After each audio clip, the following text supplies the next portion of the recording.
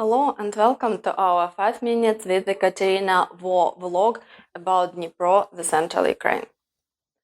Right now we are in the middle of summer and there are good and bad things about it. And I just wanted to update you to tell what's happening in the city itself, what's happening around the city with the campaign, just to give you a more comprehensive picture, because my friends who are looking at the situation, they're reading different media, and some of the information in media is true and some information is not true. And I wanted today to address these questions and to see if I can tell you what's happening maybe in more detail. Let's start first of all with the frontline situation. As you already know from my previous videos, I told you that it is going to be a very difficult summer campaign. Regardless of the negotiations in Istanbul that were failing, as I predicted, and as everybody else in Ukraine predicted, actually, it's not like me being unique. The negotiations were failing since the very beginning because the summer campaign at that moment was fully prepared by Russians. And when you prepared all your ammunition, when you gathered your troops, there's no way that you would not attempt to attack. There are some good positive news about it. First of all, they are on the north, in Sumy region, despite huge losses, like unbelievably huge losses from Ukrainian side. And when I'm saying it, I'm remembering all people from Dnipro specifically who were serving there, who were just trying to defend our land. I know that many of them died, and personally know someone who died there, and the loss is huge. I'm just can't even think about the moment when Ukrainian government will release these numbers, because they would be very dramatic, and it's very painful to just to know what's happening there. But their lives and their sacrifice, it wasn't in vain. Russians failed in North. They wanted to capture the city of Sumy, and it didn't happen. The situation there is very dangerous still, but it's not the worst situation at the front line. That was the first objective, is to capture the northern Ukraine, and they gathered some troops there. They started the campaign and they failed it. As for the bad news, so the bad news actually concerning specifically Dnipro region, because the parts of Dnipro region, they are now in so-called gray zone, which means that it is a contested territory. So the military actions, I can tell you that military actions are already happening in Dnipro region itself. If you look at the direction of Donetsk. So that's true. From the next direction, there is a huge attempt to advance towards Dnipro. And also my friend said all Russians want to capture Dnipro. That's true. That's absolutely true. And that has been true since 2014. Again, if you watch me, you know that I told you that Dnipro is very important for Russians for a variety of reasons. It's a huge center of everything, of aid, of the military aid, of humanitarian aid. It's a city of 1 million inhabitants. It's a very big industrial center, where particularly we have the rocket building enterprise from the Soviet times. It's pretty much in question if it's still functioning and how it functions, if yes.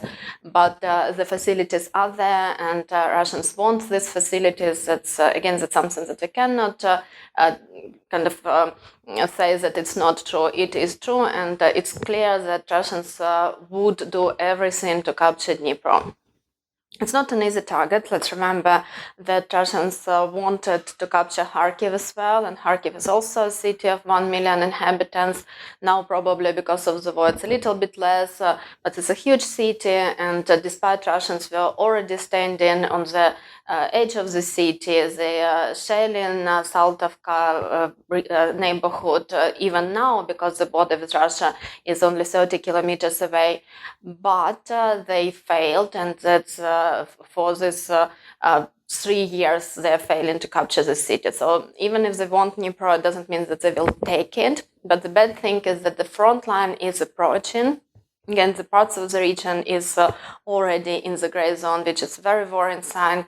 And It's still a long way to go, but now the front line is about 120, 130 kilometers from the city.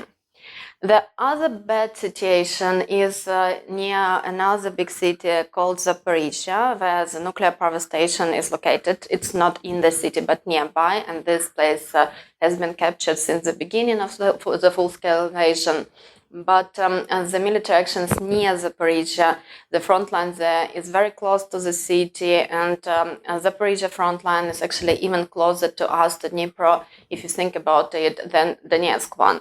But geographically, from Zaporizhia, it's a little bit safer because there they will have to cross the river in order to get to the highway to Dnipro, and then they need to capture Zaporizhia itself, which is, again, it's not 1 million people, but it's about 600,000 to maybe 700,000 people. It's a huge city again, and Russians are proven not be able to conduct such operations to capture big cities. If you think about the occupation of Kherson, the occupation was because it was very sudden, and we didn't have defense there. It happened in the first days of the war.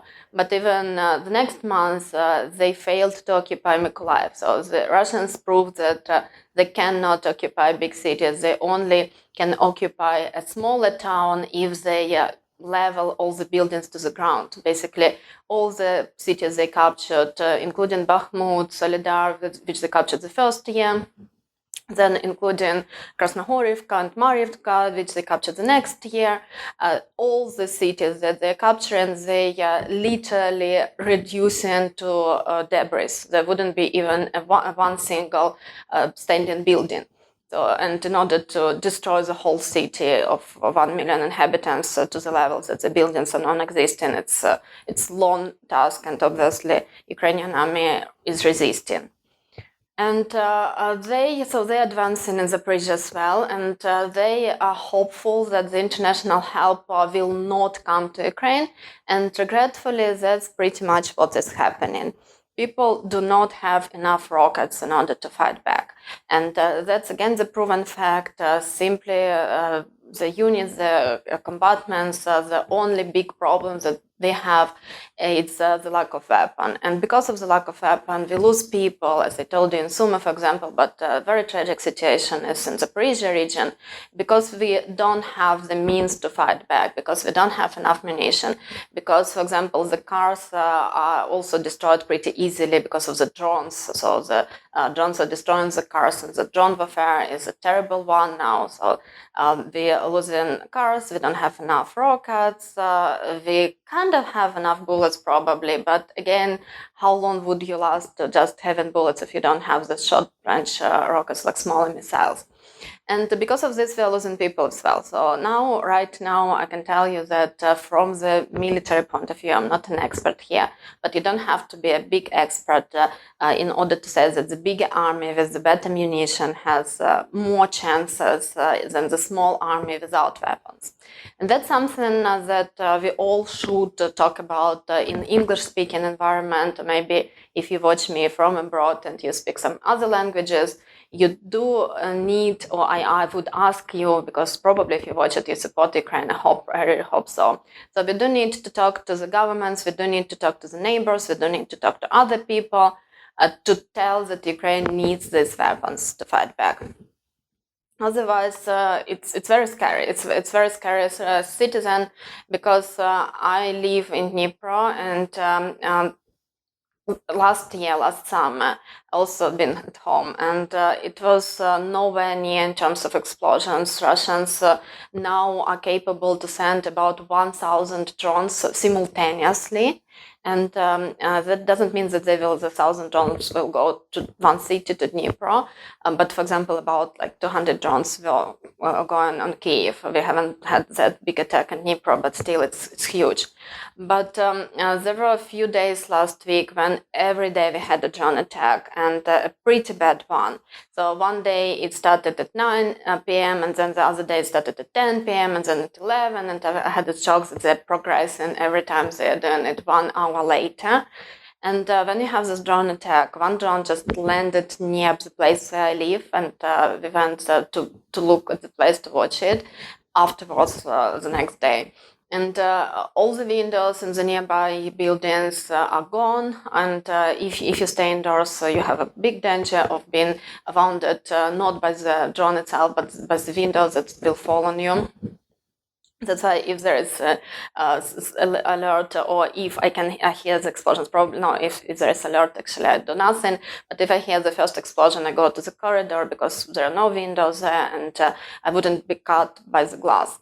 But it's very scary because you have the drones, and then the anti-missile systems are now closer to Dnipro, and you can just hear the whistling sound. It's not even whistling. If you know this kind of drones, they're called bikes. So if you have a bike which has this cracking sound and is not very well oiled, and that's the sound that this drone will make. And you hear firstly this sound, then you are hearing the anti-missile trying to hit it, and then you hear if it hit, you hear the huge explosion in the air, and it's a bit better. And if the anti-missile doesn't work, you just hear a big explosion on the ground, and the ground can shake, or it does shake, but you can also sense it if you're close enough. And for some reason, lately, these drones were taking specifically region where I live, probably because the other areas they already covered, and now it's our turn. And again, it's very scary. Children are scared, adults are scared as well, and it happens both during the day and during the night.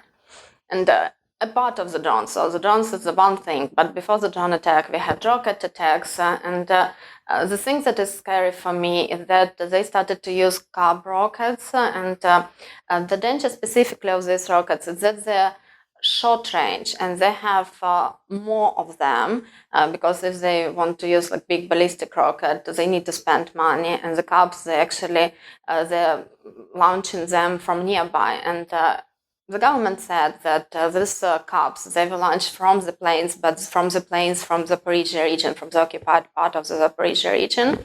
And for me, it's very scary. That means that they're close enough to throw the cab, because cab doesn't go like long range distance. And I'm thinking, where is this line where we all need to evacuate, because it would be too dangerous? And at what point you really need to do it? You really need to pack your things and go. But the last week it was just daily explosions. And tonight was the first night where we were sleeping, nothing was disturbing us. The night before, actually, we didn't have an attack, but there was a huge thunderstorm, and you hear the sound and you don't understand if it's an explosion or just nature, and it was pretty scary as well, so I didn't sleep either. But tonight we had this one night of sleep after more than 2 weeks of just constant bombings and constant alerts, constant sirens. That means that the situation, the summer campaign, is going on. And in some places with Russians, for Russians, it doesn't go really well. And it's a little bit better for us because we are able to keep our positions. We are not advancing. There is no point where Ukrainian army advances right now. We are in defense because we don't have weapons even for defense. So let's be clear. Whoever tells you what, we are not having enough weapons. That's true. And another thing that I wanted just to mention, that some Western media say that Russians already captured the city of Pokrovsk, the town, I would say Pokrovsk. That's not true, but the danger is pretty bad. So the danger is there. They can capture Pokrovsk anytime soon, but Pokrovsk is still in Ukraine. So if in case you were reading this, because my friend texted me, oh, they captured Pokrovsk and it's close to Dnipro. It's really close to Dnipro. It's not their closest front line, but Pokrovsk is still in Ukrainian hands, and we still have it. So the campaign there, it goes better for Russians and worse for us due to the lack of weapons. And the rocket strikes intensified, the drone strikes are terrible, everything is closer to Dnipro, and it's more and more scary. From the humanitarian part of view, there are still some organizations helping refugees, and some refugees, they would use this help, but people are more or less settled, and people started to work, people rented apartments, but in terms of working, they actually don't have enough salary. So we have enough workplaces, but we don't have enough salary. It's probably the topic of another video. We have the electricity, we have everything in supermarkets. From this point of view, it's okay. It's just very difficult to understand and very difficult to realize that the war is coming, and it's coming really fast. So that's it. That's my update. Thank you very much for watching. Thank you for all your support. Please do talk to your friends, do talk to the local governments, advocate for Ukraine, and hopefully the situation will change and the international help will just resume coming in enough quantities. It does come now, but it's definitely not enough.